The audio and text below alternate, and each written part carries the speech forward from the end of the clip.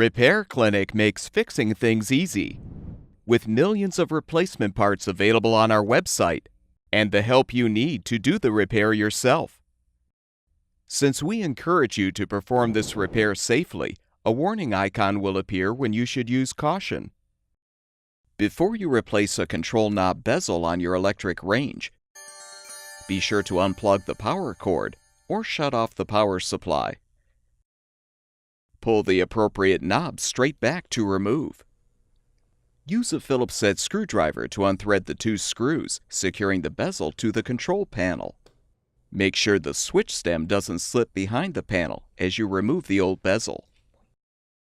You're now ready to install the new control knob bezel. With the red marking on top, align the bezel on the control panel and replace the screws.